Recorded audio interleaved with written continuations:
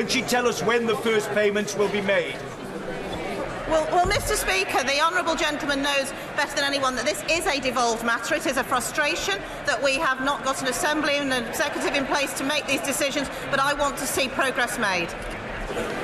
Order. Questions to the Prime Minister. Kerry McCarthy. Question 1, Mr. Speaker. The Prime Minister. Thank you, Mr. Speaker.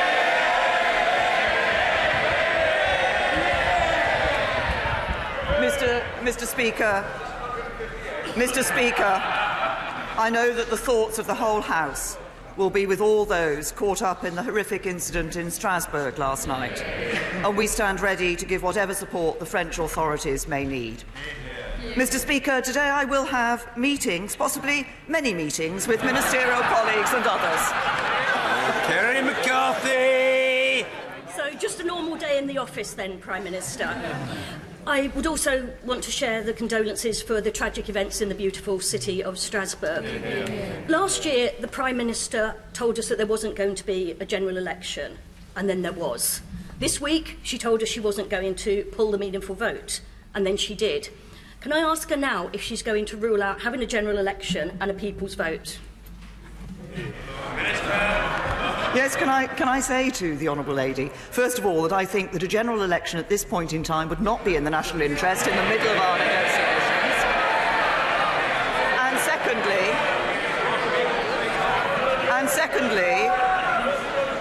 And secondly, as she will have heard me say before in this House, I think we should respect the result of the referendum that took place in 2016. Nigel Mills. Given what we could call uncertainty about the future of the withdrawal agreement, could the Prime Minister give people some certainty, and that's EU nationals in the UK, that whatever happens to that deal, they will be allowed to stay on roughly the same terms as are in that draft agreement?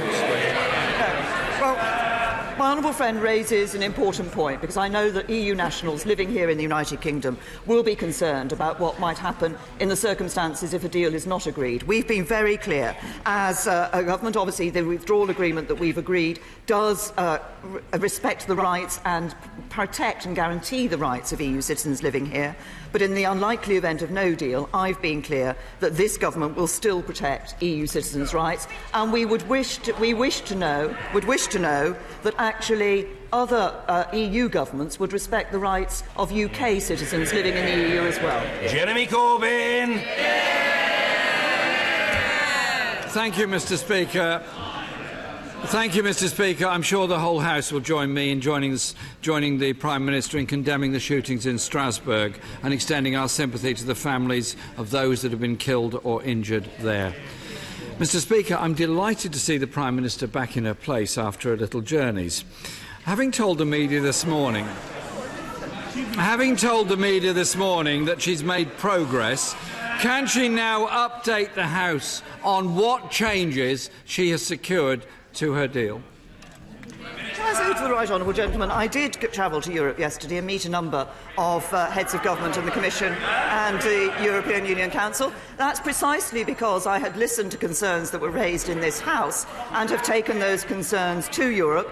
And no one that I met yesterday is in any doubt about the strength of concern there is in this House on the issue of the duration of the backstop. But I'm interested that the right honourable gentleman wants to know what progress we have made, because actually the right honourable gentleman couldn't care less what I bring back from Brussels. He's been clear. Whatever comes back from Brussels, he's going to vote against it, because all he wants to do is to create chaos in our economy.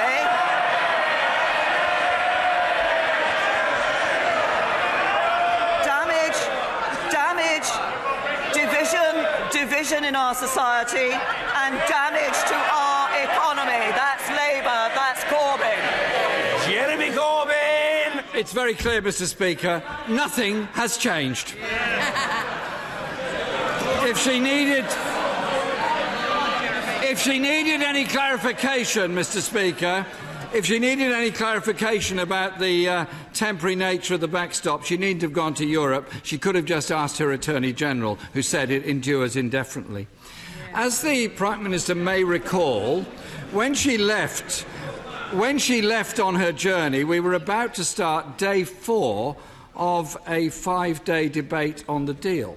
Since the Prime Minister has not achieved any changes, either to the withdrawal agreement or the future partnership, can she now confirm that we will have the concluding days of debates and votes within the next 7 days before the House rises for the Christmas recess? I say to the right honourable gentleman, I had discussions with a number of people yesterday and I have made some progress, but there is further... But of course there is an EU Council meeting, there are further discussions to be held. He asks about the meaningful vote. The meaningful vote has been deferred and the date of that vote will be announced in the normal way. The business motion will be agreed and discussed in the usual way.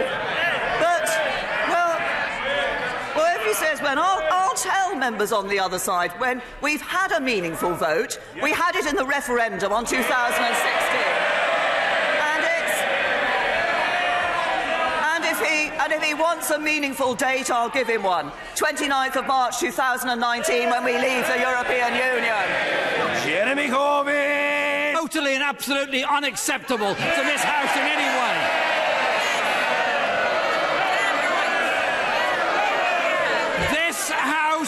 This House agreed a programme motion. This House agreed the 5 days of debate. This House agreed when the vote was going to take place. The government tried to unilaterally pull that and deny this House the chance of a vote on this crucial matter. The Prime Minister and her government have already been found to be in contempt of Parliament. Her behaviour today is just contemptuous of this Parliament and of this process.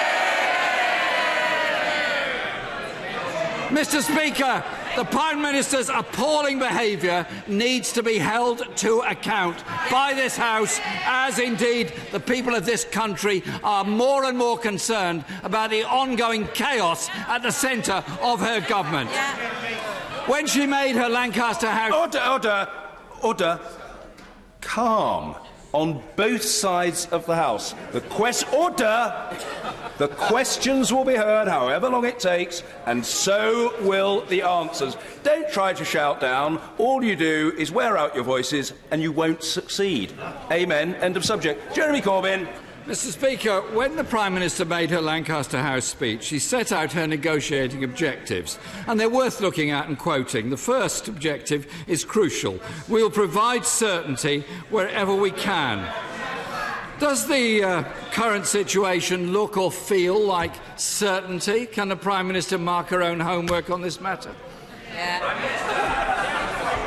And indeed we have at every stage. At every stage. The right honourable gentleman said we wouldn't get agreement in December. We did. He said we wouldn't get the implementation period in March. We did. He said we wouldn't get a withdrawal agreement and a political declaration. And we did. Concerns have been raised. Concerns have been raised about the backstop. And as I said, we continue those discussions. And no one yesterday was left in any doubt about the strength of feeling in this House. But of course, we all know what the right honourable gentleman's answer to the backstop is: ignore the referendum and stay in the European Union. If there's an agreement, why won't the Prime Minister put that agreement to a vote of this House? The Federation of Small Businesses says that planning ahead is impossible. Many other people around this country find planning ahead impossible because all they see is chaos at the heart of government and an inability to plan anything for the future.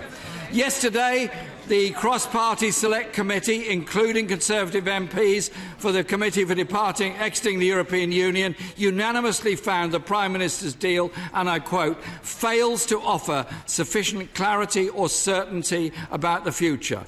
Will the Prime Minister give the country at least some certainty and categorically rule out the option of no deal? Yes. The way to ensure there is no deal is to agree a deal. That's the way you ensure there's no deal. But the right honourable gentleman talks about the impact on businesses. I'll tell him what will have an impact on businesses up and down this country. what we learnt just a few days ago, that the Shadow Chancellor wants to change the law so that... Order. The Prime Minister's reply must be heard, and it will be. The Prime Minister.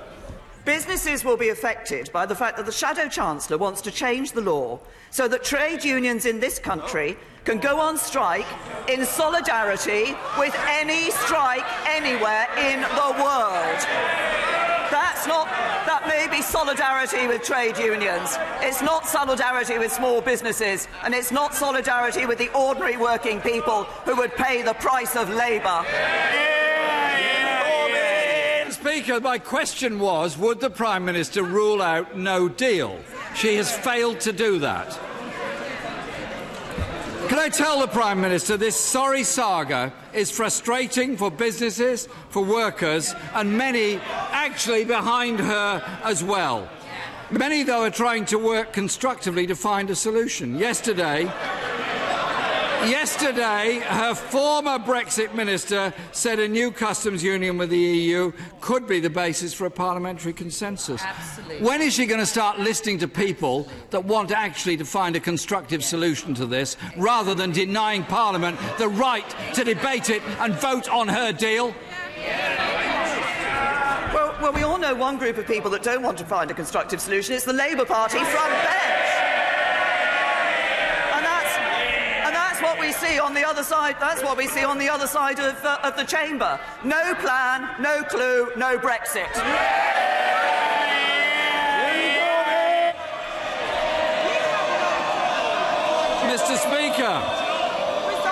Mr. Speaker, the time for dithering and delay is over. Yes. The Prime Minister has negotiated her deal.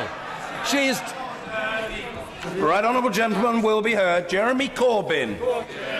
Mr. Speaker, the time for dithering and delay by this government is over. The Prime Minister has negotiated her deal. She's told us it's the best and only deal available. There can be no more excuses, no more running away. Put it before Parliament and let's have the vote.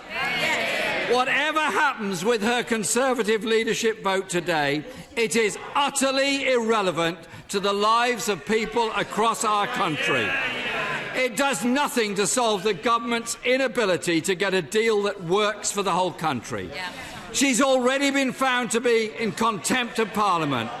Will she now put this deal before Parliament and halt this escalating crisis, which is so damaging to the lives of so many people in this country? We all know from the multiplicity of changes in plan we've seen from the Labour Party, there's one thing we can be sure about, that whatever U-turn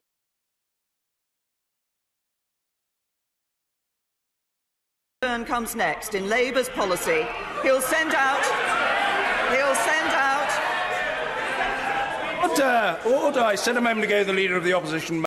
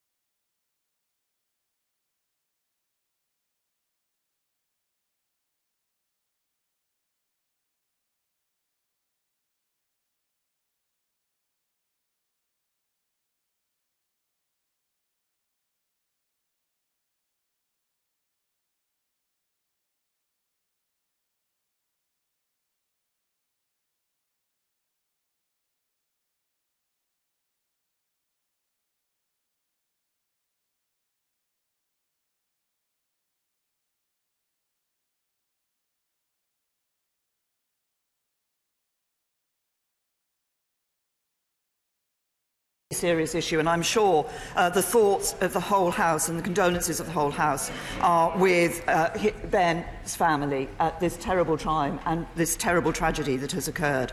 And as I say, he's raised an incredibly serious issue, because this question of cyberbullying is one that we do need to address in both ways, as he says, both working with the internet companies in relation to what is put out on their platforms, working with schools to help people to be able to recognise this material and to deal with it, but also to support those children who could, as my honourable friend said, be the victims, and who might be, or those children who might be carrying out these attacks.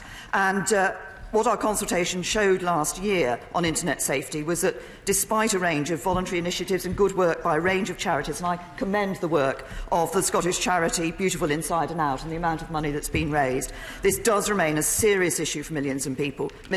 I know the Scottish Government has been addressing this with their Respect for All approach. We are funded the UK Safer Internet Centre. That's providing guidance for schools. But this is an issue we should all take very seriously, and the Government will continue to work on this. Ian Blackford. Thank you, Mr. Speaker. And can I associate myself with the remarks of the Prime Minister on cyberbullying and indeed on the terrible tragedy yesterday in Strasbourg? Mr. Speaker, we were promised strong and stable. We were promised a vote on the Brexit deal. But this Prime Minister can't even do her own job because of the Tory civil war. This government, Mr. Speaker, is an embarrassment. Christmas is just 2 weeks away. Will the Prime Minister bring forward her meaningful vote on the Brexit deal next week? No.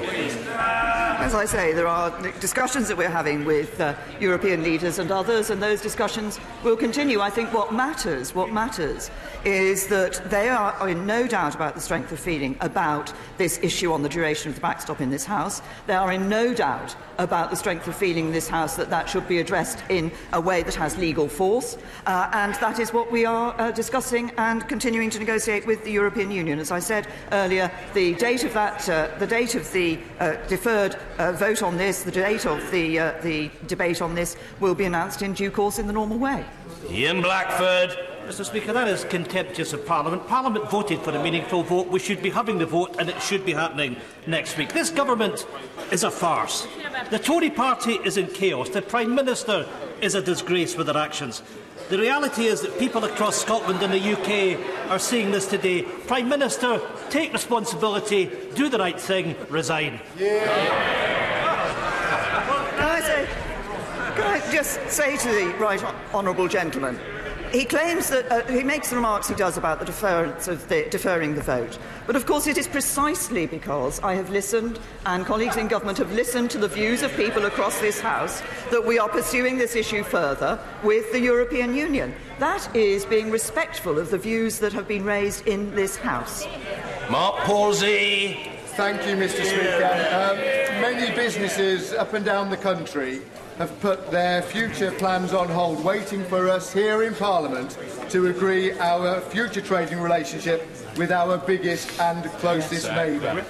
Does the Prime Minister agree that their interests and those of their workers and their suppliers and the country as a whole are best served by concluding the agreement with the remaining 27 and on this side supporting her in the vote this evening?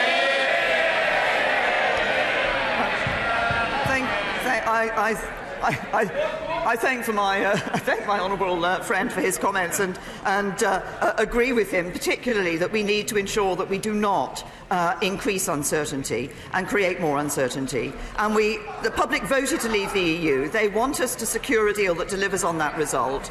And we shouldn't risk handing control of the Brexit negotiations to opposition MPs in Parliament, because that would mean risking delaying Brexit or even stopping Brexit. None of that would be in the national interest, so I think we need to get on and deliver a good Brexit for the country. Haley Reeves. Mr. Speaker, when I stood for election, I vowed not to vote for any Brexit deal that was not in the best interests of Lewisham West and Penge. By pulling the Brexit vote, the Prime Minister must now concede that her deal is doomed. The House and her own party appear to have no confidence in her. Well, Will she have confidence in the people and give them a say with a people's vote, including an option to remain in the EU? Can I say to the Honourable Lady, we have deferred the vote on the agreement and on the issue that she raised about putting the vote back to the people. Can I say to her, as I said to the first questioner, the Honourable Member from Bristol, and have said in many occasions in this House, this House put its faith in the votes of the people of this country when we gave them the referendum, decided to give them the referendum in 2016. People voted to leave the European Union. It is now our duty to deliver on that. Mr. Speaker, this House has a duty to make sure that the next generation live better lives tomorrow than we live today. So how does my right honourable friend respond to the Royal College of Obstetricians and Gynaecologists audit that found that 3/4 of the hundreds of babies who die or suffer brain damage each year could be saved by better care? And what steps is the government taking to ensure that every expectant mother and unborn baby receives appropriate monitoring? Well, can I thank my honourable friend for raising what I know is a very important issue and one that is close to the hearts, I know, of many members of this House. And every death or injury of a child is a tragedy. And we have a commitment to halving rates of stillbirth, neonatal deaths and brain injuries after birth by 2025. And that's supported by system-wide action under our National Maternity Safety Strategy. We're increasing midwifery training places by 25%. We're investing millions of pounds in training for staff and in new safety equipment to ensure that the NHS can provide world-class care for mothers and babies. But we recognise that this is something that we need to ensure that we continue to do all we can, and I can give my honourable friend the reassurance we will do. Matthew Pennycook. Thank you, Mr. Speaker. As she reflects on her premiership, can I ask the Prime Minister which of the following misjudgments she most regrets? Laying down red lines before the Brexit talks had even begun? Wasting precious negotiating time on a general election, or consistently failing to face down the hardliners on her own benches and reach out to forge a consensus in this House and the country? I'll tell the honourable gentleman the judgment that was the right one. It was to accept the vote of the people in the referendum, to deliver on the vote of the people in the referendum, and deliver a good Brexit for the future of this country. Damian Moore.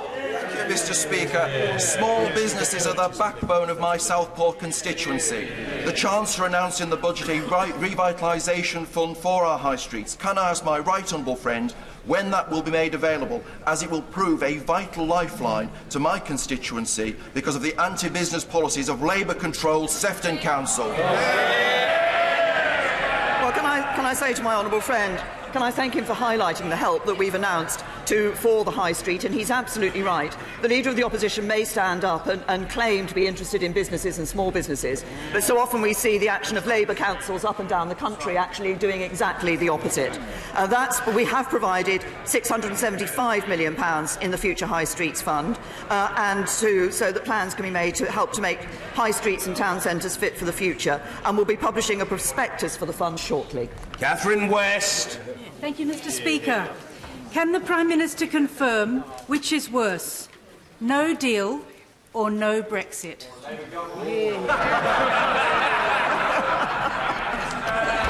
Well, can I say to my honourable friend, I think it is important that we do deliver on Brexit for the people of this country. I believe that we should do that with a good deal with the European Union. I believe that is what we've negotiated, and I do believe, as my honourable friend from said from a sedentary position, that actually the worst thing for this country would be a Labour government. Mr. Kenneth Clarke. Mr. Speaker, at a time of grave national crisis on an issue which we all agree of its huge importance to future generations, can my right honourable friend think of anything more unhelpful, irrelevant and irresponsible than for the Conservative Party to embark on weeks of a Conservative leadership election?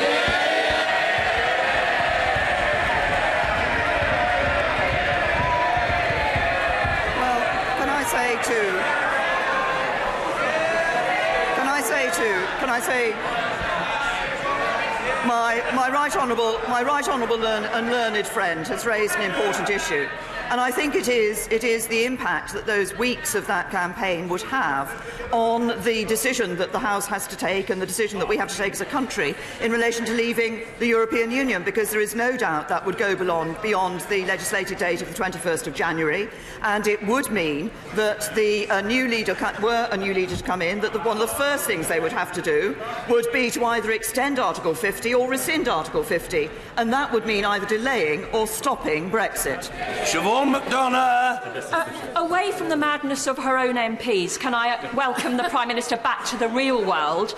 Last week, Marion was forced to queue outside St George's Hospital Tooting with a badly infected left leg because the A&E was full.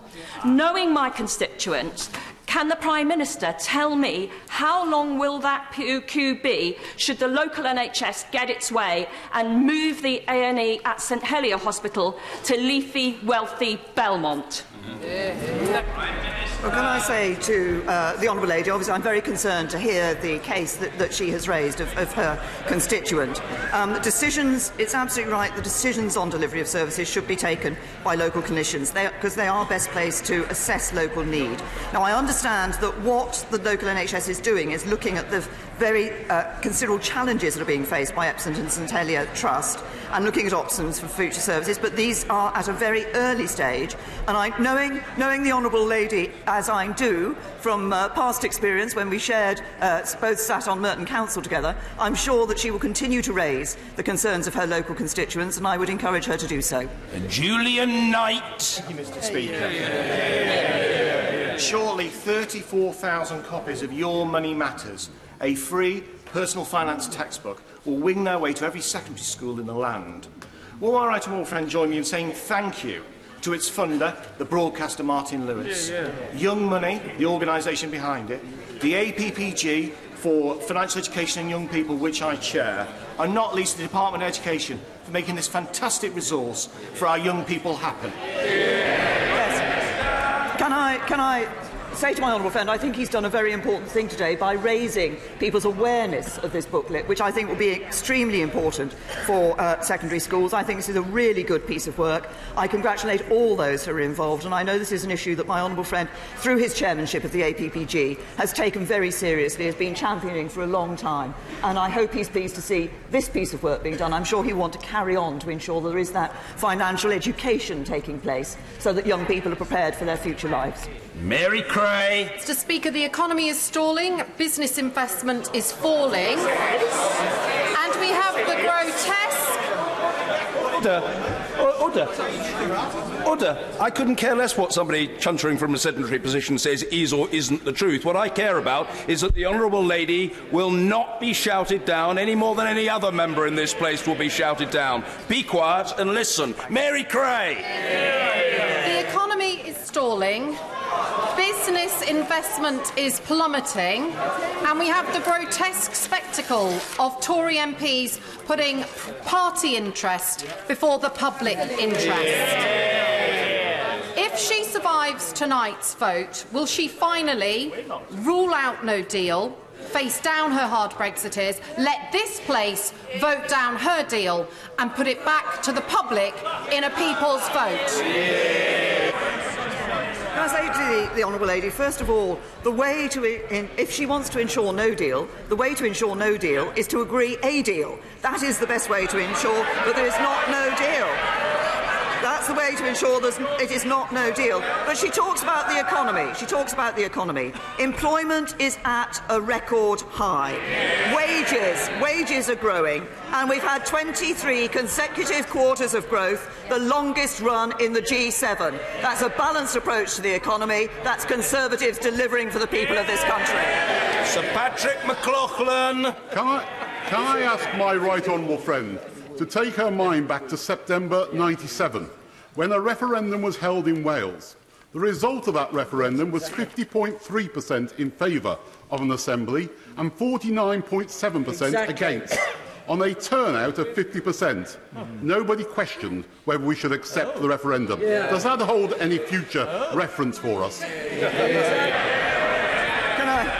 Can I thank my right honourable friend? He's made a very important point.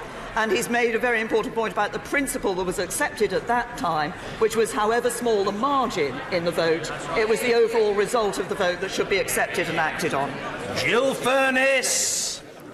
Thank you, Mr. Speaker. Last week I hosted an event to raise money for Radio Hallam FM's Mission Christmas, a charity doing fantastic work helping children in need in my constituency, and for the local food banks. Indeed, many of the 41% of children living in poverty in my community will really need help this Christmas.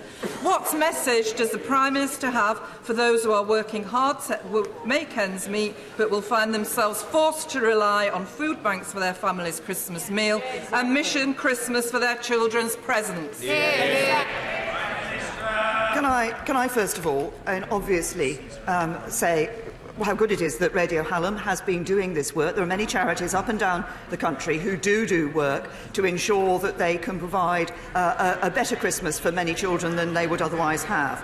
That is important. We don't want to see people relying on food banks, but the way to ensure that people are able to provide for themselves without having to rely on food banks is to ensure that people are in work, that work is well paid, and that work always pays, which is exactly what we're doing. Maggie Throop. Residents in Erewash are clear that we need a strong government to deliver on Brexit and on the domestic agenda. Does my right honourable friend agree that it's time for us to unite on these benches, as the real threat to our great nation is the party opposite in the Labour government? Can I echo the comments that my honourable friend has made? I think that many people, many members of the public want us to get on with Brexit and actually ensure that we are delivering for them on the domestic agenda, like the record number of new homes that we've seen being built, the best number ever, bar 1 year in the last 31 years. It's getting onto that domestic agenda that is important. To do that, we must unite as a party and bring our country back together again. And she's absolutely right. The greatest threat to the jobs and livelihoods and futures of her constituents and constituents around the United Kingdom would be a Labour government. In Fletcher. Last month, in my constituency, a 16-year-old boy was tragically killed in a knife attack. This came as knife crime has almost doubled in Coventry over the last 5 years. I know that some good multi-agency work is happening in this field, but does the Prime Minister still think we have enough police officers on our streets to be able to fight crime and the fear of crime? Can I first of all extend my condolences to the family of the constituent that the Honourable Lady has referred to, who has suffered from this terrible attack. Can I also say that obviously there is a concern, and I recognise the concern about the rise in violent crime. It's why the government has produced the Serious Violence Strategy. The Serious Violence Task Force has people from across the House sitting on that, across party basis sitting on that. It's why we've given extra powers to the police to tackle knife crime. We're giving that through the Offensive Weapons Bill. And we've strengthened firearms control through the Policing and Crime Act. And in relation to this isn't just about police action. Actually, we've announced the £200 million Youth Endowment Fund, which will be about helping to work with young people who otherwise might find themselves drawn into gangs and the use of knives to prevent them from doing that and to prevent these crimes from taking place in the first place. Sir David Evanett. Thank you very much. Mr. Speaker, does my right honourable friend share my concern and my constituents' concerns about the further delays and increased costs of Crossrail and the failures of TfL and the Labour Mayor of London? Well, I absolutely share my honourable friend's concerns and his constituents' concerns, and indeed my constituency is affected also by the delay of Crossrail. And yes, we should recognise the role that TfL and the Labour Mayor of London has played in this. We want to see Crossrail. It's going to be a benefit to my honourable friend's constituents and mine, and the Labour Mayor needs to get his finger out on this. Jim McMahon. Thank you, Mr. Speaker. In 1997, the British Prime Minister issued an apology to the people of Ireland for the historic role in the Great Famine, a famine that saw 1 million people died and 1 million people displaced from their homeland. That sent out a powerful and an important message. Will the Prime Minister condemn any notion, any suggestion that food shortages in Ireland will be used to strengthen Britain's negotiating hand during the Brexit negotiations? Yes, can I say to the honourable gentleman, I am happy to absolutely give that assurance. We would not use that issue in any sense in the negotiating strategy. We want to work with the Irish Government to ensure that we are providing a good Brexit for the UK, a good Brexit for Ireland, and I believe that will be a good Brexit for the European Union. Neil O'Brien. Thank you, Mr. Speaker. One of my constituents in Erdby has written to me to say, I voted for Brexit and I urge you to support our Prime Minister unreservedly and vote for this Brexit deal.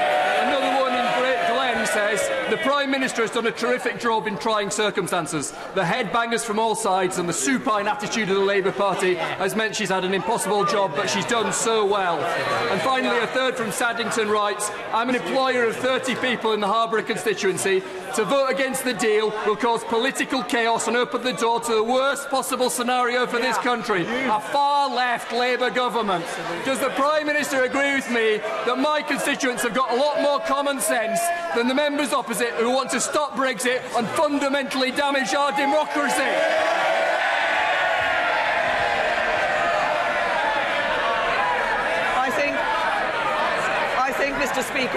I think, Mr. Speaker, this can be an occasion where I give a very short answer. Yes. Rachel Maskell. Mr. Speaker, the self-serving chaos unleashed on this Parliament this week is emblematic of the way this government have consistently treated the people of our country. In the light of the Prime Minister's conduct, the pound has fallen 2% over the last 48 hours. Her budget's equivalent of running the entire NHS for 6 weeks. Yes. Does the Prime Minister believe that this is a price worth paying for her Brexit deal? Can I say to the Honourable Lady, she talks about what the government is doing for the NHS. It is this government that is establishing a 10-year plan for the sustainability of the National Health Service, and it is this government that is putting the biggest cash boots in its history into the National Health Service to ensure it is there for all our constituents now and in the future. Andrew Selous. Does the Prime Minister agree that we all owe a huge debt of gratitude to our police officers, prison officers and probation staff who are in the front line of keeping us all safe, the first duty of any government? In that regard, could I please ask the Prime Minister to take a close and personal interest in the 2019-20 police funding settlement? First of all, can I agree with my honourable friend? I think we do owe an enormous debt of gratitude to all those who are on the front line, putting themselves potentially at risk for us. That is police officers, but he's also referenced prison officers and I think probation officers he referenced as well. And I can assure him that I have been looking at, with the Home Secretary, as he has at the 2019-20 police funding settlement. And Caroline Lucas. Thank you, Mr. Speaker.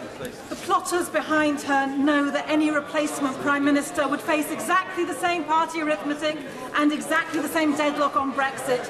This deadlock can only be changed by going back to the people.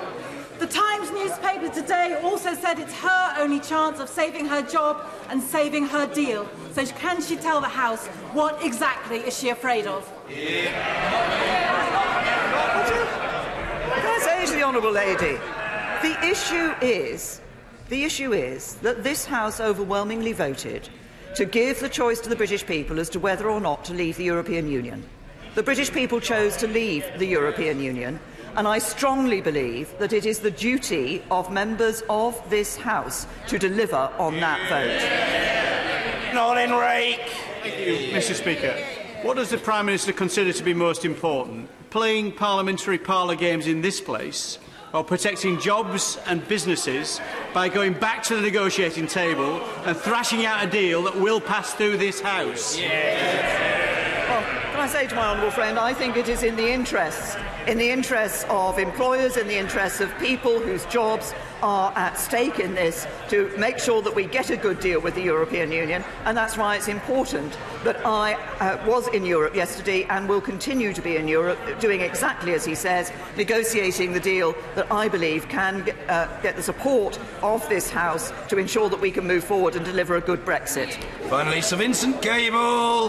Does the Prime Minister judge that it is more welcome or more appropriate to face a no-confidence motion from her backbenchers or from the Leader of the Opposition? I say to the right honourable gentleman that is not. Obviously, we have one of those which is going to take place. What I think is important for everybody in this House is to recognise that we have, I believe, a solemn duty to deliver on the result of the referendum in 2016. I believe the best way of doing that is with a good deal, with a good Brexit deal with the European Union that protects jobs and honours the referendum, and I believe that's the deal we've negotiated. Order.